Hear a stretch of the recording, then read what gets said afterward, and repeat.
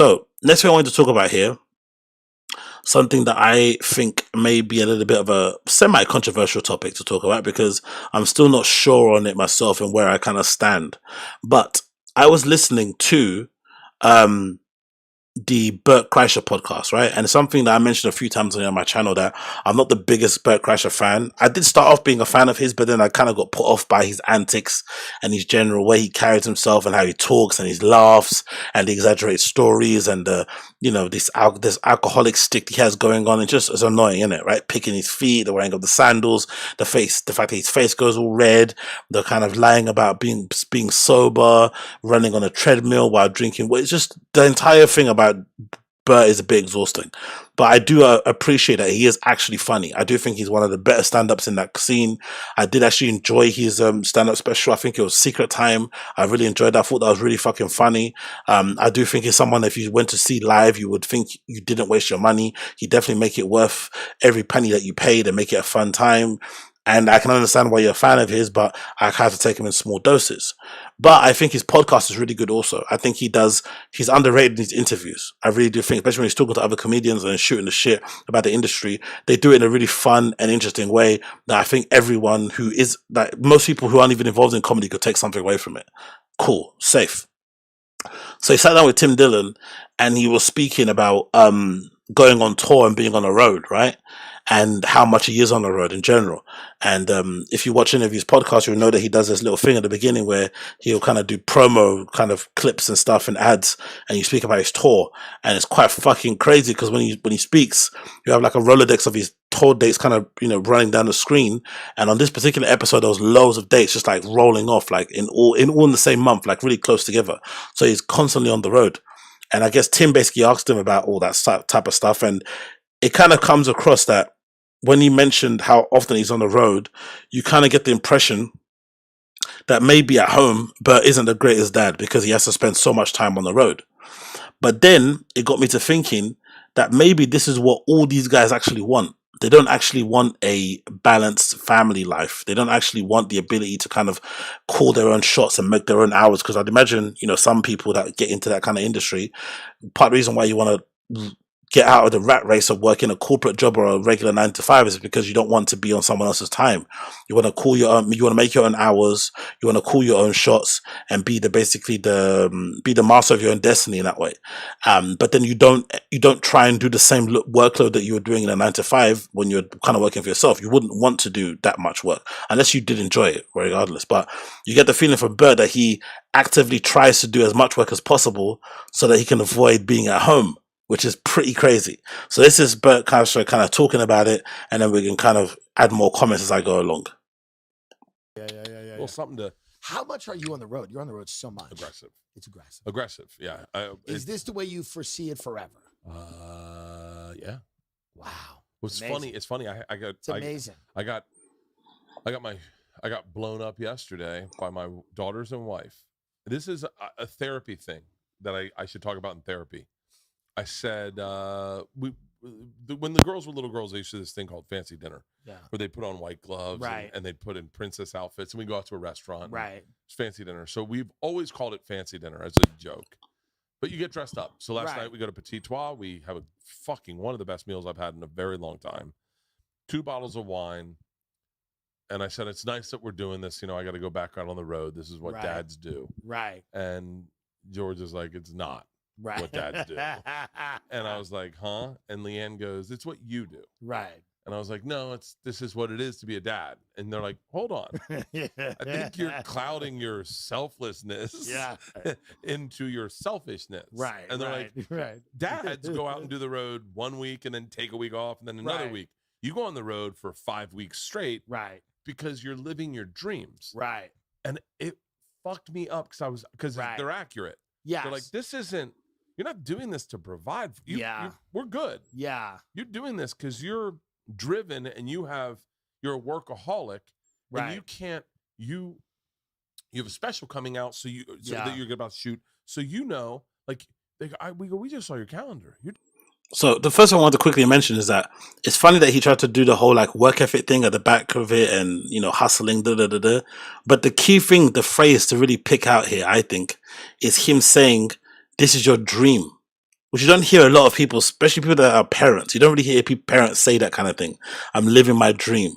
Usually when you're a parent, you basically sacrifice your dream for the betterment of your children or your family, right? You put your dreams to one side, you know, to kind of get your kids settled or to kind of get the family right. And then maybe you can pursue your dreams after the fact. But he's actively pursuing his dream at the same time that he's trying to raise a family, which is pretty gnarly. But it's also kind of a good way to kind of excuse yourself and to kind of not feel guilty that you're missing out on big parts of your family's life when you're just on the road all the time because you want to be. Because it's not like he has to do it to pay the bills, because I'm sure people like him included and other comedians over there, they could essentially make, you know, $1 million a year just from doing their podcast alone. I'm pretty sure a lot of those guys are that kind of level, from the sponsors they get, from the live shows they could do, from the merch they sell, from the money they make on AdSense, right? They're always in hundreds of thousands. Like even this video here is already on 100,000 views. So they're already making a pretty decent amount off this view alone, or this video by itself. So it's not like they're going on the road for like money to pay bills. It's just like extra stuff, right? It's just like, why not do it because you can do it?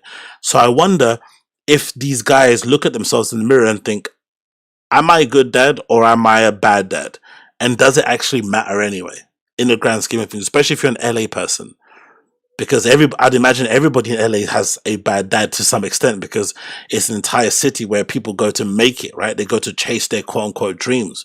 So a lot of people are absent. A lot of people are absent-minded. A lot of people are selfish and selfless. So there's a lot of people kind of wrapped up into their own realities. And there's a lot of kind of main character people over there, like adults with actual main character syndrome in them, where they want to be the center of attention at all times. I wonder if that's the case. I'm not really too sure. But anyway, continue.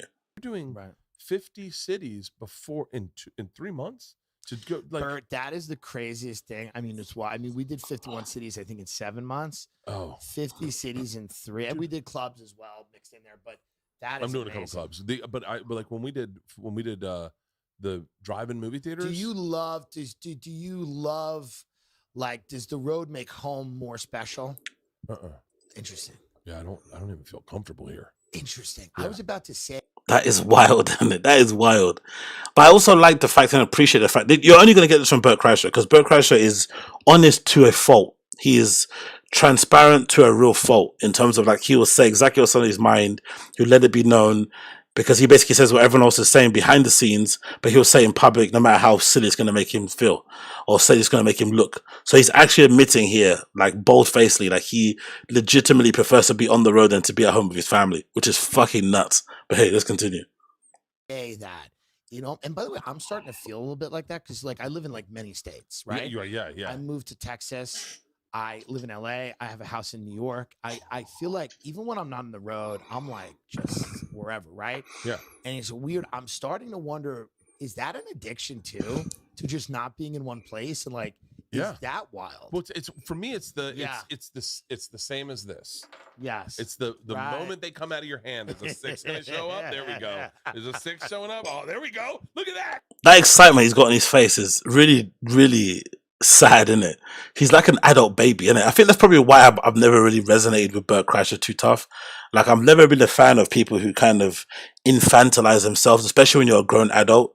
Like, they have this kind of effervescent childlike thing about them. I think you meet people like that a lot. Like, sometimes yogis like that, or people, especially, you know, when you go backpacking, you sometimes meet people like that, right? I remember when I went to backpack around Central America and South America for a bit, you'll bump into a lot of people like that in hostels that are really wide-eyed and kind of doughy smiled and just kind of really want to act like they always want to act naive and innocent to the world and love will solve it. And they've got that kind of weird Lexi thing about them.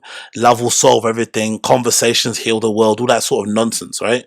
And they kind of just live in they live in a reality that doesn't really exist. They're just perpetually stuck in this kind of weird continual high thing. I don't know what it is. I've never really vibed with it too much.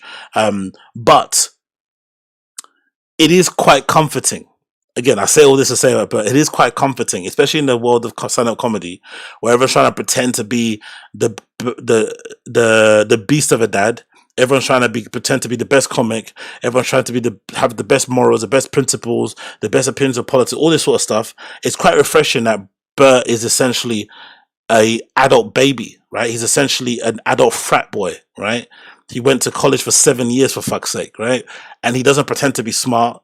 He doesn't pretend to be educated on world issues. He doesn't even try and talk about those things. He just sticks to what he knows, making loads of jokes on podcasts, doing loads of stand-ups, drinking a bunch, taking off his t-shirt and make people laugh. That's what he does to a T. That's quite admirable in that respect. Do you know what I mean? It's quite nice that there's somebody out there that's just, I'm going to be myself. Like, forget trying to have a charade. This is who I am. Say what you want about me, but this is who I am. That's pretty neat. But it's also a little bit odd that there's a grown man who's getting this excited about dice and playing games and having treats and all this sort of shit. It's a bit like, come on, Six. But that's I'll tell you what I got for the first time the other day in a very long time. Yeah. I woke up in a place I didn't know where I was. Wow. And it made my heart race. I went, yeah, baby. Yeah. This is what it was. Where were you? In North Reddington Beach, Florida. And I woke up in a room and I went, I do not know where I am. Right. And I went, oh, I remember this feeling. Yeah. Like, but I had that too. I wake up in bunks. that's so weird. I love all of it. Don't get me wrong. What he's saying about having a career like this is pretty fun, especially myself being a up and coming DJ and somebody that wants to pursue that in terms of a career in some way, shape, or form in the future. It is quite fun, that side of things, right? Going on tour, meeting new people, experiencing different places, going and playing different clubs in front of different audiences. All that stuff is fun, and everything that surrounds it: airports, hotels, good food, blah blah blah. But again, this man is nearly 50 years old. He has 2 kids who are in their teenage years and a wife and maybe a couple of dogs. I'm not really too sure. You would imagine the kind of novelty of like always being on the road and away from your family would wear off a little bit, where you'd want to kind of go home and, I don't know, look after your family. But he just doesn't. He refuses to be that person. But, you know, which again, like I'm saying, is it a good dad thing or is it a bad dad thing? I don't know. Can I tell you, I never went to sleepaway camp. And I feel like the road for me is sleepaway camp. You see another instance of like Bert trying to, what's that word called? Bert trying to relive his childhood that he never had. Because that's why I said adult frat boy is a good example of it, because he probably never got to enjoy high school or college as much as he probably liked to, because, you know, after a certain period of time, being a guy who's in college for 7 years, you're not really, you know, you're not looked at as cool anymore. People kind of look at you like a bit of a sympathy case or whatever, right? They're kind of looking at you like with regret, like, oh man, I don't want to be that guy. So you don't really have the best of times. So then you want to recreate that feeling of being in college when you're an adult and you have money. And he's doing the same thing here because he never went to sleepaway camp. He's trying to recreate sleepaway camp in his late 40s. Honestly, I don't know, man. It's just fucking funny. I find it funny and really sad at the same time, but you know. Right. It's everyone's in the bunks late night. Everyone's talking back and forth. Everyone's up. The bus calls at 3. We're all partying until 3. Cigars outside. Everyone likes a joint. Another cocktail. Get in the bus. Put on a movie. Oh shit! I haven't seen Apocalypto in forever. Another drink. Hit pause. This is exactly what cancel culture is. What's going on in Apocalypto? And then you get Shane Gillis coming up with some fucking crazy theory, and then all of a sudden everyone's in the bunks and everyone's bullshitting, and then everyone wakes up and they're like, "Is anyone up? Are we getting lunch?" And then who's working out today? Let's work. You know, I love that. It's just everything's always brand new. It's the scratch off feeling, the feeling of every day is a scratch off ticket. And when I was just been home for 2 months, there's a little bit of, I don't mean to sound shitty, but like I do have nights where I look at Leanne, I go, so this is it? Right. Like, what are we going to do? We're just going to watch I Love the 80s? Jesus Christ. And again, this is another example of how these comedians look down upon us. I don't know what it is about these guys, how they look down on their own audience. I really don't get it, man. They absolutely despise the regular working class person who just works a crappy job, you know, that pays for their lifestyle, enjoys it to some extent, goes home to their wife, hangs out, has a laugh, hangs out with their kids, goes to sleep and does it again the next day. They literally look down upon it like as if that is essentially their version of purgatory. That's essentially their version of working in a slave camp or being in a gulag. Do you know what I mean? That kind of life. I don't understand it. I really don't get it. I don't get it in the slightest. I really don't get it. Oh, but big up, Jess. Take care, my love. Be safe and stuff. Thank you for tuning in and joining in. I do appreciate you as per usual. But yeah, I really don't get it. I don't get why they're so disdainful of their own audience and why they have this kind of attitude towards people who essentially pay for their lifestyle, because that's what he's saying in a roundabout way, right? When he goes home to Leanne, his wife, and basically looks at her and thinks, oh, this is just a basic bitch existence, even though they are in the 1.1%, percentile in terms of earning potential and what they're able to do. It's pretty weird in my opinion. But again, maybe I'm looking at it the wrong way. Anyway, skip ahead a little bit. And there's another quote here that I thought was really interesting to kind of pull apart, which is again around 110 mark. Regret about anything. I think everyone's very happy. Everyone's very but I think I probably overshared too much. Right. Like I never really asked them if they wanted to be famous. I just made them characters in my stand-up, which made them famous. And it's do you they have boyfriends yet or no? No. Okay. And I know for a fact both of them have been a little reticent to